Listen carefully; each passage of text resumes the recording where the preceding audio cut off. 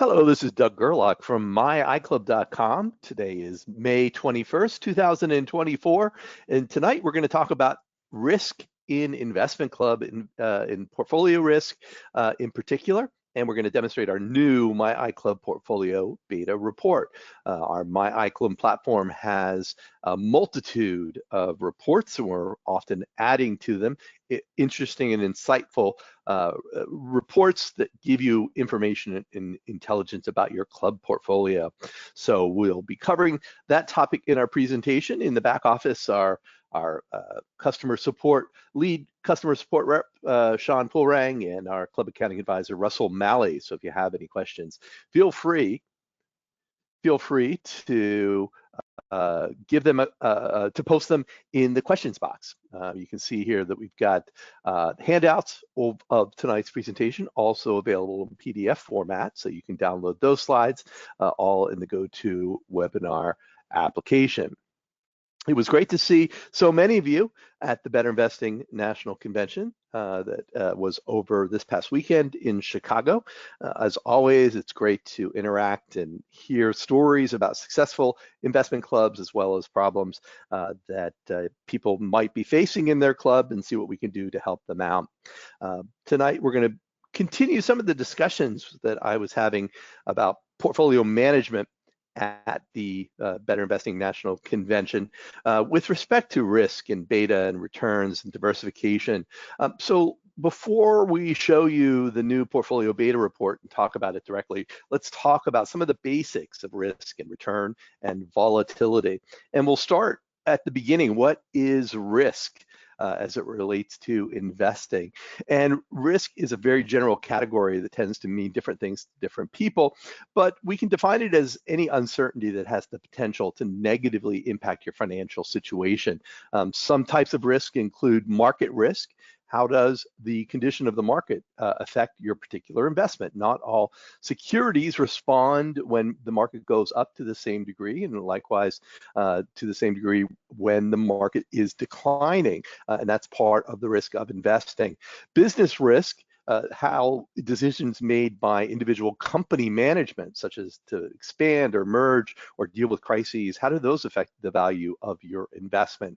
There's political risk and currency risk when you're dealing with businesses that operate outside the United States and might be exposed to certain issues that come from domiciling or operating in a foreign country when you're earning revenue and earnings in currency other than dollars. To repatriate those profits to US dollars can result in an additional level of risk. Liquidity risk, is it easy or hard to cash out your investments? One of the key reasons that we like to invest in securities is that it's very easy to sell them and access the cash. Whereas if you're investing in hard assets like real estate and you need cash, it can be more problematic. Concentration risk. Are all of your eggs in one basket? Are you over-concentrated in one sector or industry or even one company? So these are some different types of risk.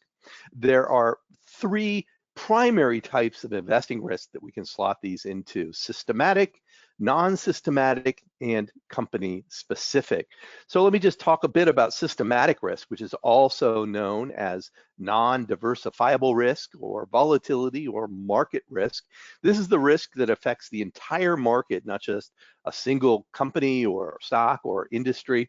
It is unpredictable and impossible to completely avoid whenever you are investing. In other words, you accept systematic risk or market risk whenever you are invested in the stock market.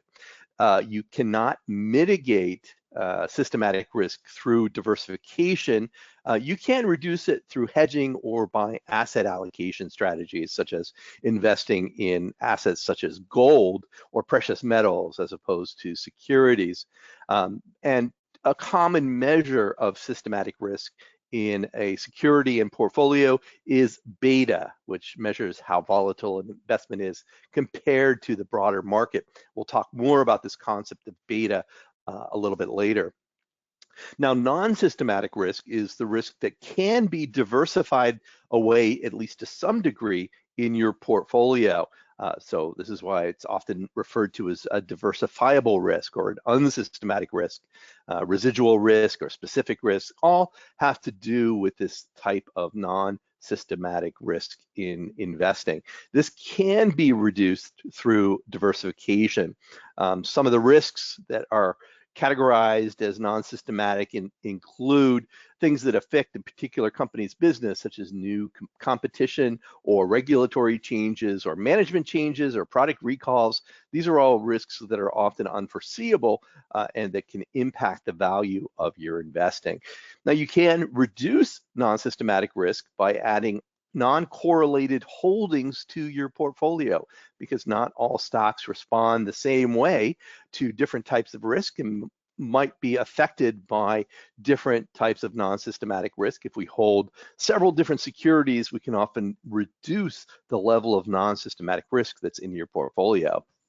And then finally, company risk, the uncertainty that you accept when you own a business or the shares of a business, and you're exposed to the ups and downs of that single company's performance. You can manage company risk by holding more than one company stock in your portfolio. In other words, by diversifying or by owning uncorrelated assets. So if you think about the risk of a portfolio made up of one stock, you would see that all of your portfolio risk depends on the performance of a single company. But the minute that you add two companies to that, another company to that portfolio, so now you own two companies, now if they're owned in equal amounts, your portfolio risk, half of it is half of the company risk comes from one investment and the other half comes from the other investment. And if there's an industry downturn that affects one of those investments but not the other, then you have in effect reduced the entire risk of your portfolio. And we continue adding more companies that are non-correlated as much as possible, and we can distribute that risk and reduce it as a part of the overall performance of the portfolio. Now, it is always something that we insist that beginners understand, that investing always brings risks. There is no such thing as a risk-free investment. And so investors who are willing to take on risky investments, quote unquote risky investments, and lose money should be rewarded when they take on that risk and it works out. But the trade-off is that the higher the returns that you receive, you will generally also see a greater level of risk. So we can build a portfolio that has sort of an optimal risk and return characteristic, so that the downside is not so great compared to the potential upside. This is part of the SSG methodology, where we attempt to quantify the downside risk of investing in a particular stock and maximizing our upside potential. When we make trade-offs in our portfolio, though, we accept we have a certain level of understanding about risk, such as, stocks are riskier than corporate bonds, but stocks will have a higher rate of return. In turn, corporate bonds are riskier than treasury bonds or bank savings products. And so as a result, should offer the potential of a higher rate of return than those bonds and saving accounts.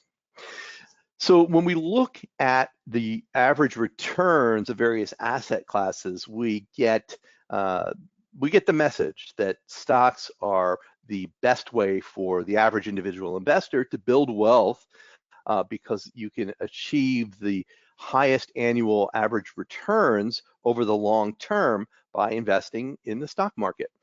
So the rate of return of stocks over the very long period averages about 10% a year.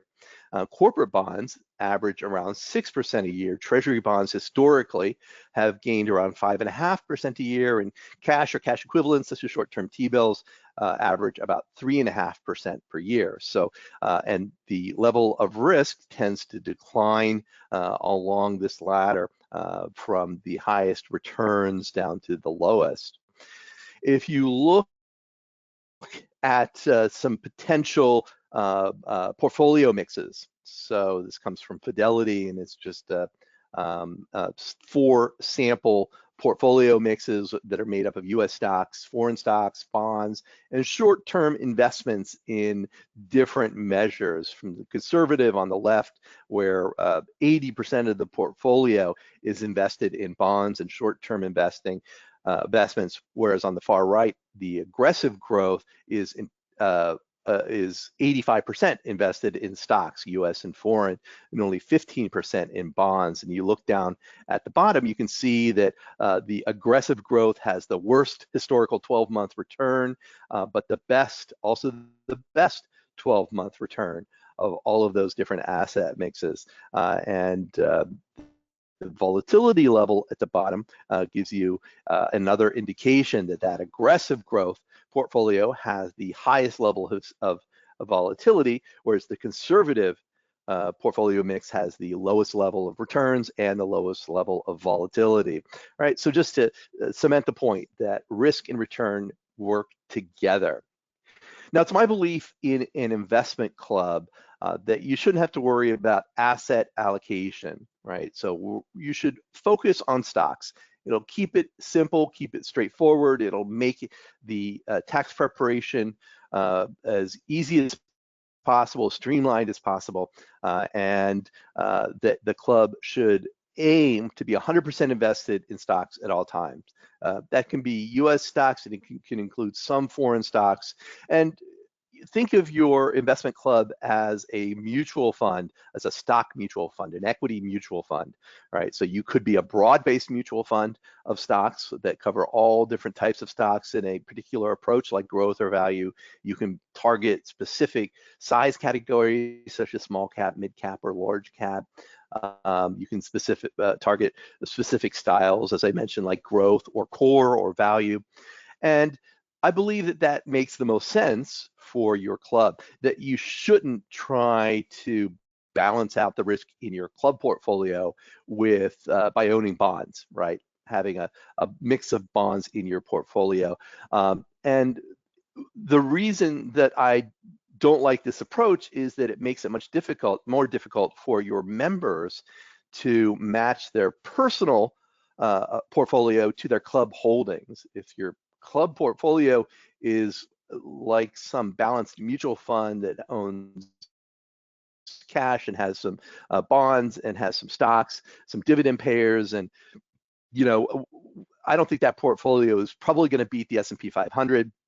And by trying to manage the risk, you've made it more difficult for your members, who some might be younger and say, I don't need bonds. If I'm 40 years old, I might not want to own any bonds in my portfolio. So if the club owns them, it's actually doing a disservice to those members. And likewise, your older members may like to see dividend stocks, but they have ample opportunity outside the club to invest in dividend stocks. They don't need to try to manage the assets of the club for their personal portfolio objectives.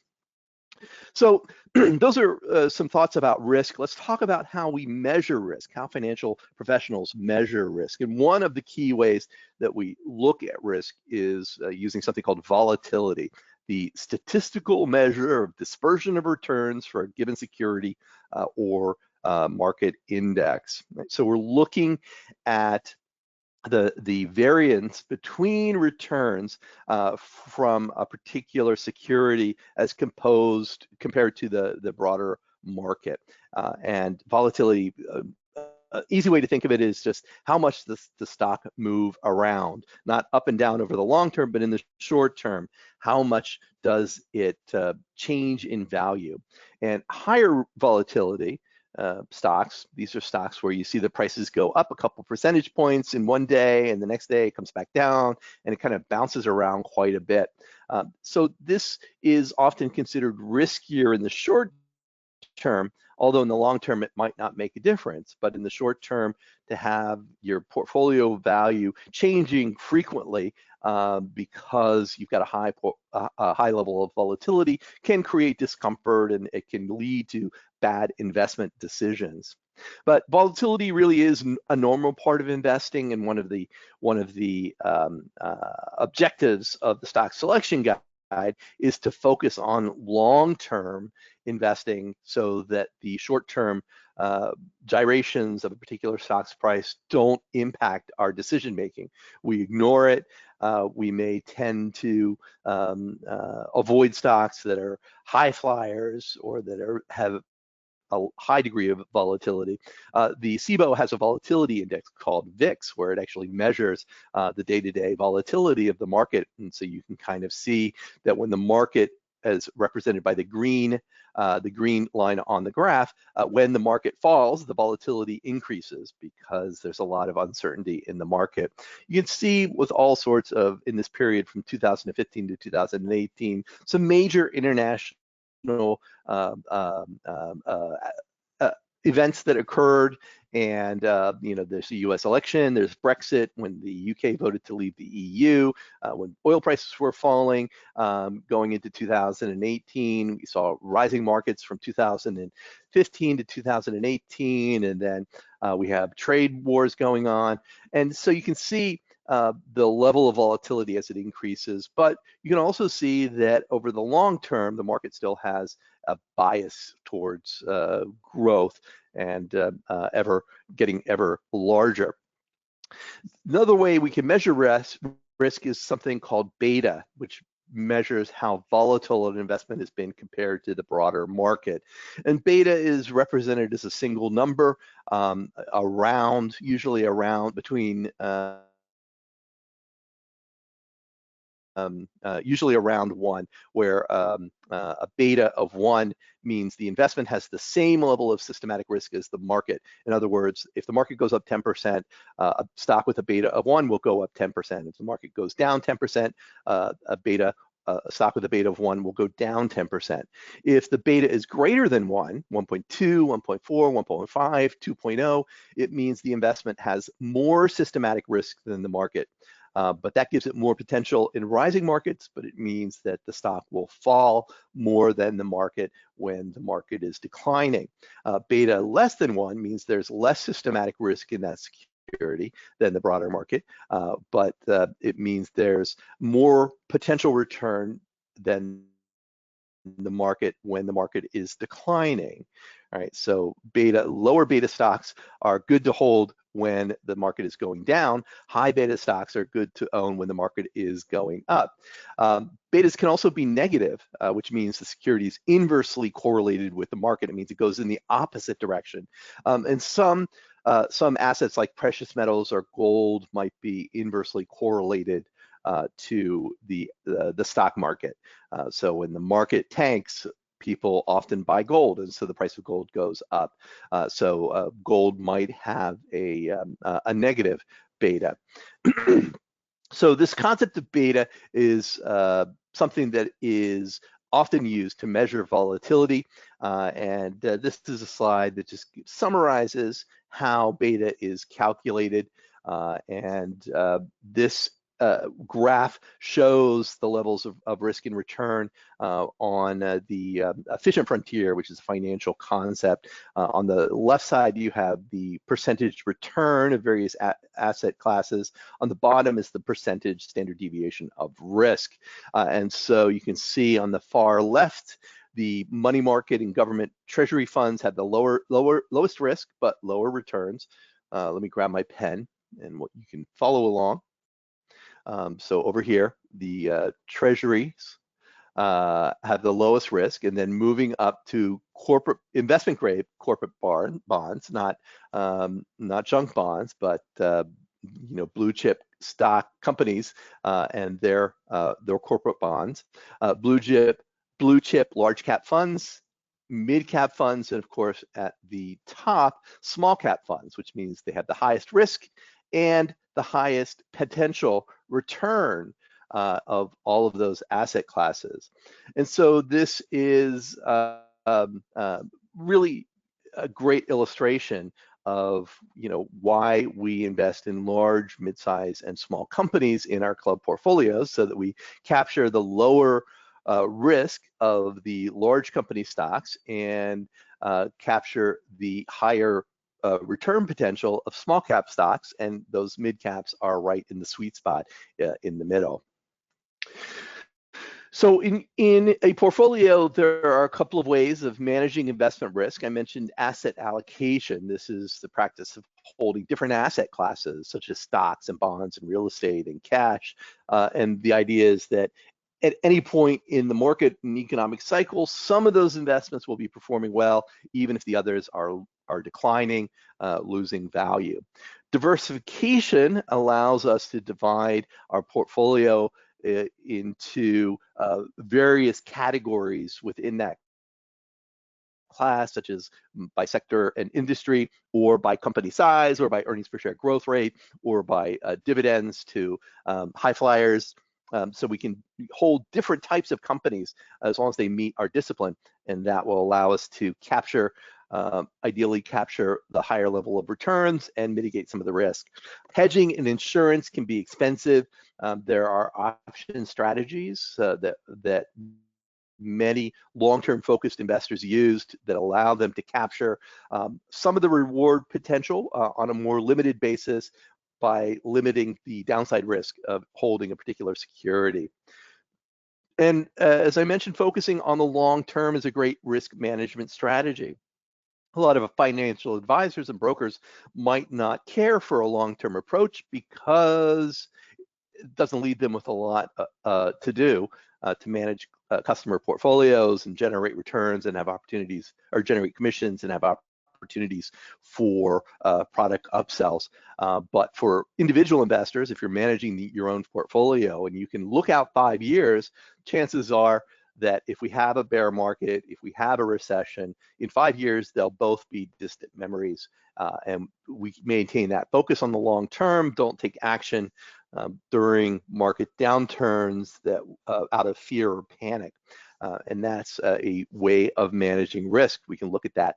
There are a lot of investors who look at long-term buy and hold investing and say this is who doubt its efficacy as an efficient way to invest in the market. But from my perspective, it's actually a sophisticated way of managing the risk, because we hear the horror stories all the time of people who sell low and buy high because they let their emotion get in the way of their investment decisions, and they don't have a discipline that, like the Better Investing Stock Selection Guide, that can help them to make better investing decisions, as it were. So another way that we could think about risk, if we don't care about volatility so much, if we intellectually can learn that volatility is natural and we shouldn't be too afraid of it in our long-term portfolios. But another way of thinking about risk is how much you might not reach or might miss out on your long-term goals. And so there's a lot of risk in a retirement portfolio that only has cash in the bank, that is only earning interest and has no investing whatsoever. From my perspective, this is a high-risk retirement account because it will hardly ever keep up with the rate of inflation and won't grow enough that will likely allow you to retire completely based on the money that you're putting in the bank. So, you know, for a 20, 30, 40-year portfolio, you really need to be focused on investing in stocks if you want to earn a return. A risk of trying to guess the near-term direction of the market, or listening to a pundit who has a call that the market is going to decline 15% and it's time to move to cash. The risk there is, I think, often overshadows the outcome if you are correct in that call. The downside risk is if you're incorrect, then you're giving up a whole lot of return. You're selling, you're generating taxes, capital gains taxes. You are also, to get back into those positions, you're going to have to be paying a much higher price. And so from my perspective, this is a risky strategy, trying to guess with the market's direction in the short term. Likewise, if you've got a 401k and you've been religiously contributing to it for 2 or 3 or 4 decades, and you have a broad-based selection of equities or mutual funds or ETFs in that 401k, and you maintain the focus on the long term, to me, that's a very low risk strategy. You don't need the money for 40 years. If you start when you're 30 or 20, and you can just continue to benefit from the volatility of the market by investing every single month, no matter whether the market is up or down. You get the tax benefits, and your money can grow over time. That to me seems a pretty low risk way of investing. If you try to avoid risk, if you're afraid of risk and you make decisions about investing in securities that you perceive as, quote, safer, and you end up earning a below average return on your investment, that to me is a high risk strategy. You're so afraid of risk that you are limiting your returns to such a degree that you are going to have difficulty meeting your financial goals. So having a healthy understanding of risk and return is really key for you and for your investment club. And to that end, we've created a new report, the Portfolio Beta Report. This is in the myICLUB reports page in your club website. It's at the bottom of the portfolio report section. It's also in the left navigation column under the portfolio header. So you'll find that Portfolio Beta Report there. Here is what it looks like. It's got the ticker, security, number of shares that you own, and the price per share, the market value, the percentage of your total portfolio, and the 5-year beta. And then the far right column is a calculation, the weighted beta. So this shows you the impact of every security in your portfolio to the club's overall beta. You add those weighted beta figures together, and in this case, you get a portfolio beta of 0.91, which means for every point the market goes up, this portfolio goes up 0.9 points. So it is a low beta portfolio, and perhaps not optimized for long-term returns. Here's some of the definitions. The ticker, company name, shares owned, price per share, market value, percent of total, all come from your club records and from our myICLUB price database.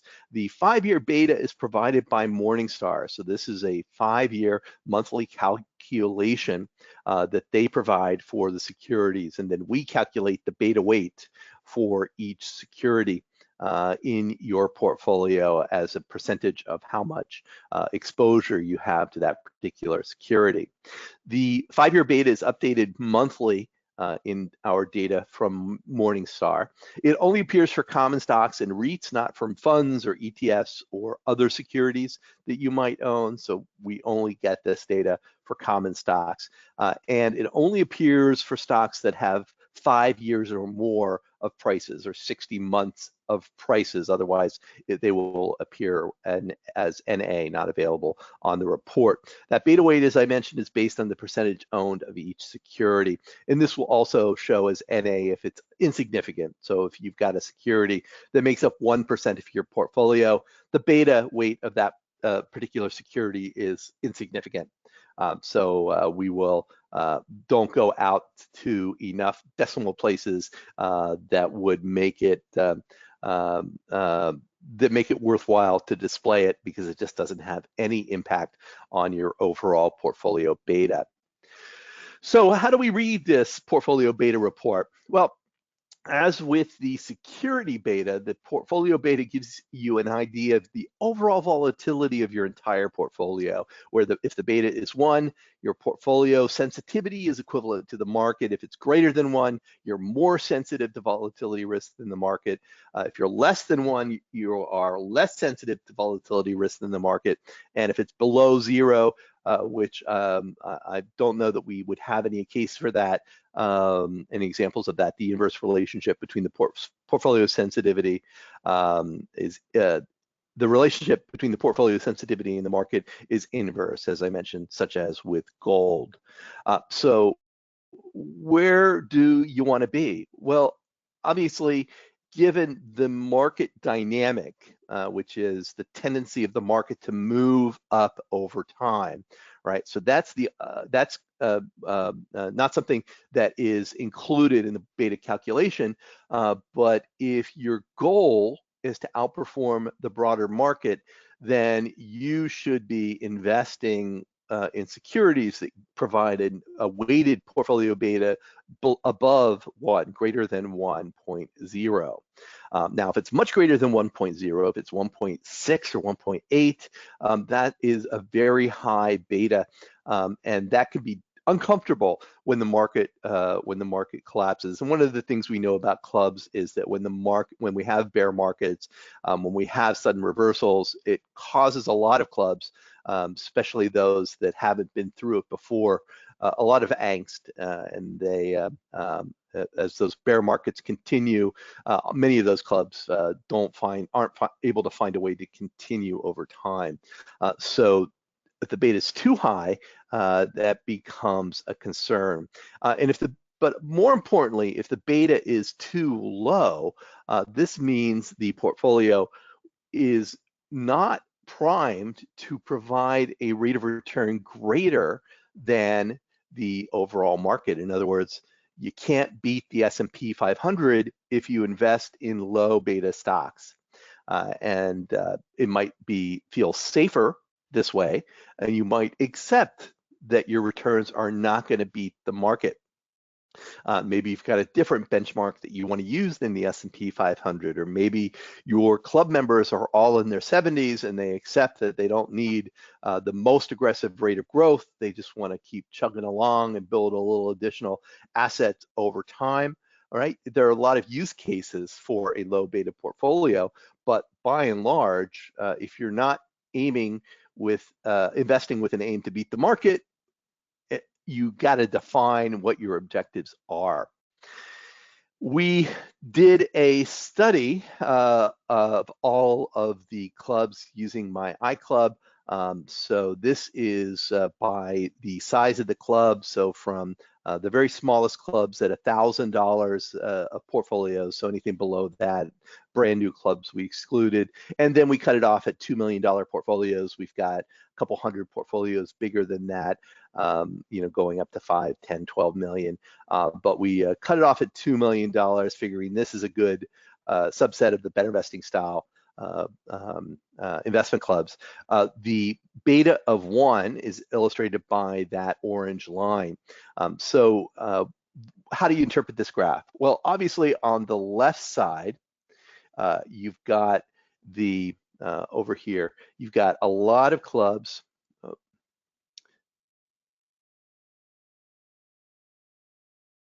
On the left side, you've got a lot of clubs that have that are fairly recent, 10, 15 years old, maybe, portfolios of $250,000.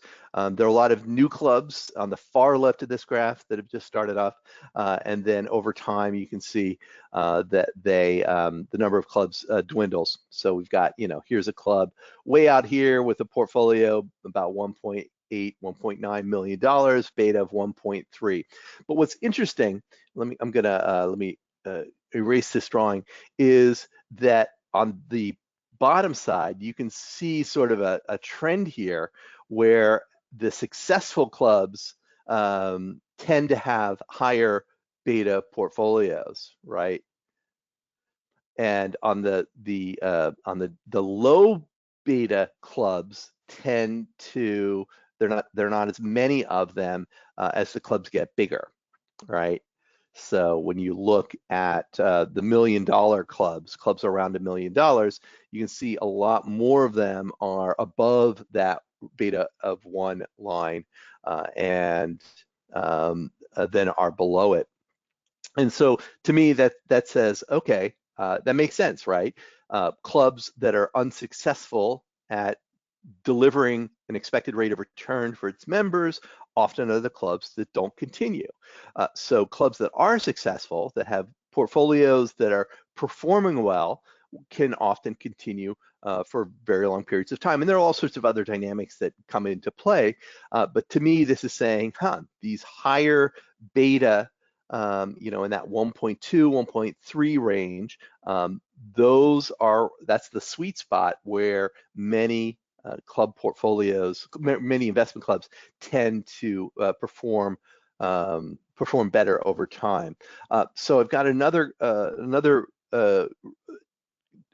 bit of data here that we pulled together, is the weighted portfolio beta by the age of clubs, starting at 1979. And again, we've got clubs that go back 50 plus years before that using it. And this is very interesting. In the heyday of the 1990s, you can see a lot of clubs were started, and those clubs tend to be sticking around today, whereas in the 2000s, 2001, 2006, 2012, there are fewer clubs that started then that are still around. And we've had some difficult times post 2001. If you made it through the dot-com crash, then you had to deal with the 2008 bear market, housing market meltdown, financial crisis. Then you had to deal with, in 2020. It's interesting, we see a lot of clubs started up in 2020 and into 2023. So you see on the far right, you see a lot of the recent clubs, and the beta's all over the map. But it's interesting that in that period of the clubs that started in the 2000s, you can see a heavy distribution of portfolio betas above 1 as opposed to below 1. And there is a slight but noticeable weighting of portfolio betas above 1 for the clubs in that 1980 to 2001 period. Here, let me just grab my pen once again and describe this. So we can see this section here. There are a lot more clubs than the comparable negative side, and then same thing in this period. You can see a lot more clubs up at the top above 1 than are below 1. So the distribution seems to hold pretty true, that established clubs and successful clubs, long-standing clubs and clubs with larger assets tend to be invested in with a higher portfolio beta than a low beta. So I think this points to a problem that many investment clubs have with their portfolios, which is that high beta stocks tend to be mid-sized and smaller companies, where low beta stocks tend to be larger companies, the safe companies, the large caps, the mega caps in many cases. Yeah, and I know the performance of the Magnificent Seven in 2023 notwithstanding, but there are a lot of blue chip, dividend paying, large cap, slow growth stocks that investors and investment clubs gravitate towards because they're familiar names. They feel like investors feel like they know something about those businesses. They feel comfortable owning those stocks, but the downside is the returns tend to be lower. So beta is useful. It provides you with some information about risk, but it's not on its own the most effective measure of risk. It only looks at the past performance relative to the S&P 500. There's no forward guidance in it. However, as with the stock selection guide, past results do give us an indication of the tendencies of a particular company or its stock, it's not a guarantee in any way. It doesn't consider the fundamentals, doesn't give you the earnings growth, and certainly companies do transform and go through periods of underperformance or outperformance or success at business or challenges in their particular business. And so that's all part of the uncertain aspect of investing in companies.